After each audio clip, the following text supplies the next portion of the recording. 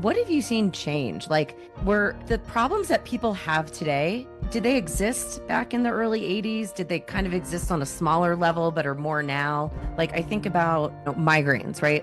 Super common, lower back pain because of like we sit, so much and work at desks. I'm curious to see what kind of changes you've seen in actual conditions over the last, almost 50 years. That's an excellent question. Thinking about that, I don't think there was near as much of the physical conditions back then as there is today.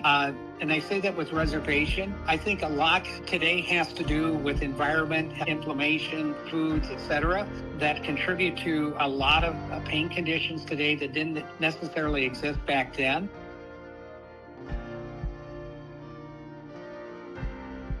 And over the years, anesthesia and a lot of specialties, whether it's rehab med, all of the specialties have contributed over the last 20 years, trying to develop and find newer techniques or procedures to help people in chronic pain. And we've come a long way in that part, but then there's been some counter stuff. For the first 20 years, like in the 90s, the early 2000s, the literature was if you didn't give an opiate, you lost your license. After that, now if you didn't?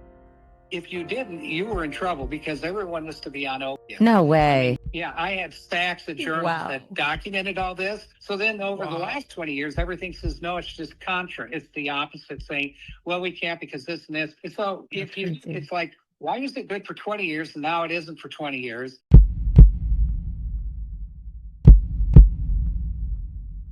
And now you have whatever you want to call it, bands, tissues, adhesion, I don't care what it is, but it's non-viable stuff because there's no blood flow to it. Nerves cannot fire through this. That's your pain.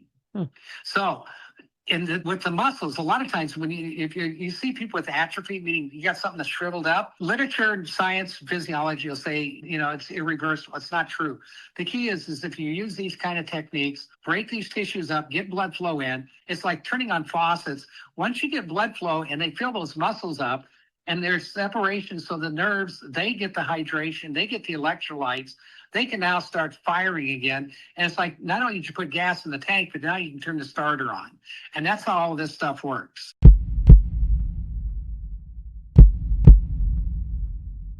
For example, a young guy came in today, tennis elbow. It was more than tennis elbow, it was his whole arm.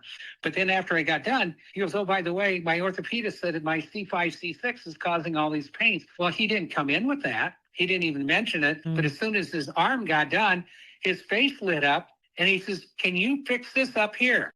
Can you fix me here and here? I got this.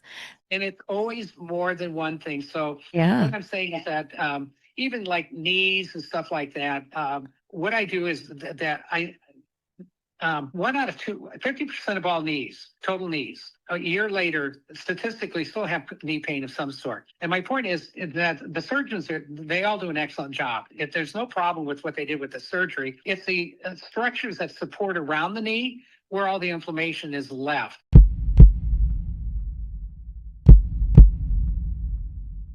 But with shingles, when those vessels pop up, the key is you take a small gauge needle again, like a 25, and that solution I was talking about, it's saline, lidocaine, and very small dose of steroid that you want to dilute so it's nanoparticles. You take that needle, you go under superficial and down towards the fascia, and you inject under these vesicles.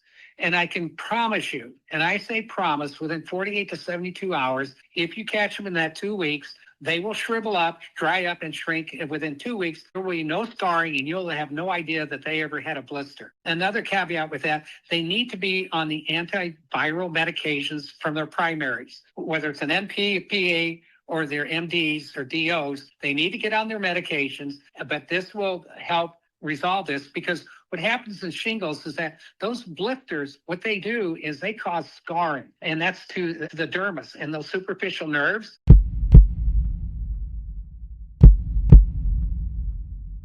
It's an honor and a privilege to do this is because if you can reach maybe millions of people with this podcast, I want them to know there is still hope out there because people in chronic pain, their entire world, their life, socially, economically, psychologically, spiritually, it's like When you go through the 5 phases of death, chronic pain is the same thing. They go through all the same phases, except they're not dead. The other thing is that these chronic pain patients, they know that if they talk too much, that nobody wants to be around them because they don't want to hear it. So the depression becomes even more so because they have to go inward to keep it to themselves. And then it's like, what am I here to live for? And the message I want to give them is that there is hope out there for you. Yeah, that's a great note to end on. There's hope. Yeah, great. Awesome. Okay.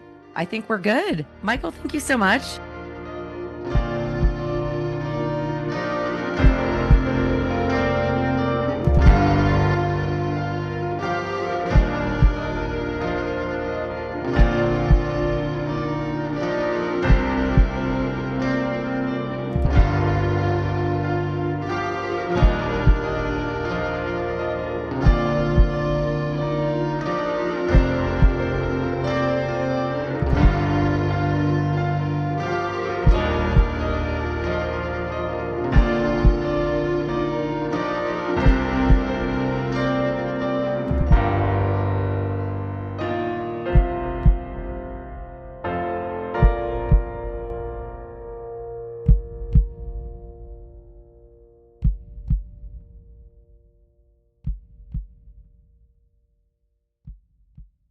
This has been a Shut Up production.